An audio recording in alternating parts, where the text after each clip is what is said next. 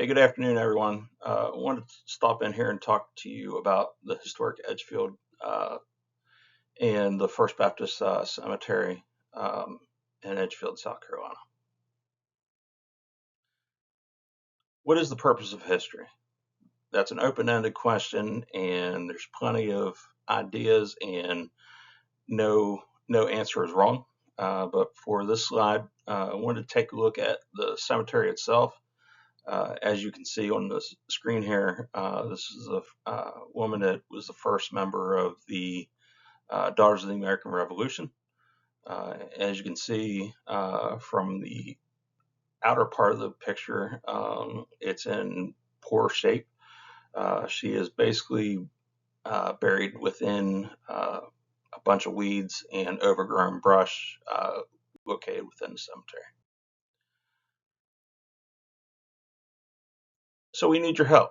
We're looking at two different places. The Daughters of the American Revolution have a grant as well as the National Park Service.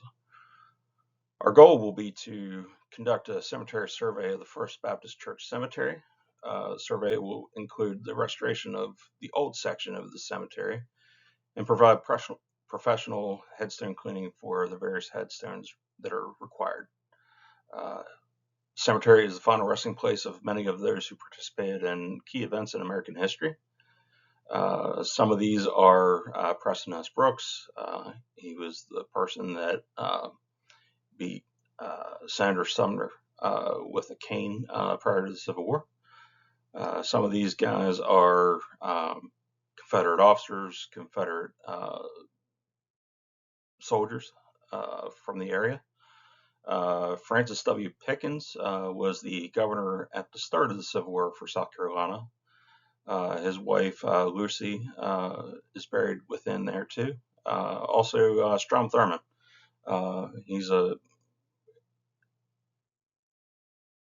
unique character, I'll put it that.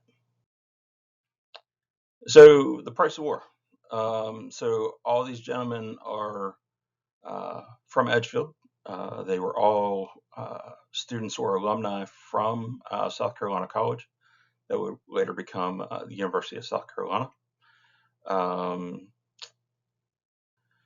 The Butlers are buried within the cemetery, and Laborde is buried there, and Thomas L. Wardlaw. He's also buried there, but on his headstone, it's Lamar Wardlaw. So as you can see, these are their headstones that I've been able to find so far. The one on the left is Wardlaw's. That's the condition that I saw the headstone whenever I started this a couple years ago. And the one on the right is the current condition of the stone after some restoration efforts. So why clean grave markers to begin with? The one on the right is the condition of the stone as I was applying D2, which we'll talk about later. The one on the left is the current condition of the stone after wetting it with D2 and leaving it be. So many people look at a cemetery headstone or another type of monument and say, hey, it looks dirty. I should make it look like it's new. Falling into this trap can do more harm than good. There are numerous reasons why grave markers become overgrown with biological growth, poor maintenance, the environment, you name it. So we recommend that knowledgeable professional clean these memorials. Biological growth can wreak havoc on the porous surfaces of the stone, particularly those used in the 1800s, early 1900s, before the stones were sealed. So do no harm.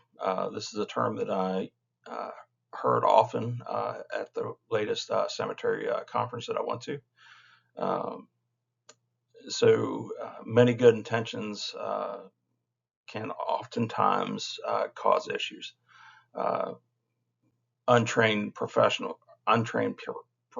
or untrained, visitors can use bleach-containing agents, pressure wash. Sometimes people, drill through the stone to keep it from deteriorating, which leads obviously to issues. Um, and a lot of times these things are due to biological growth, like we talked about, staining, soiling from the area whenever it rains, you name it. So what is the solution? According to the National Park Service, there are several approaches. One is to use a non-ionic cleaner like D2. That's one of the vendors that the National Park Service uses.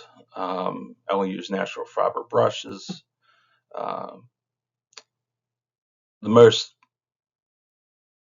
less intrusive way to clean these stones is to wet it with D2 or another similar product, and leave it alone. Once you wet it, walk away. Using brushes and scrubbing all these things can, make the surface of the stone deteriorate because you're brushing, part of the material off.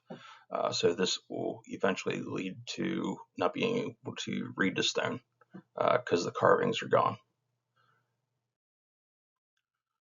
So what are the numbers? Current prices for D2 continue to fluctuate due to supply and demand.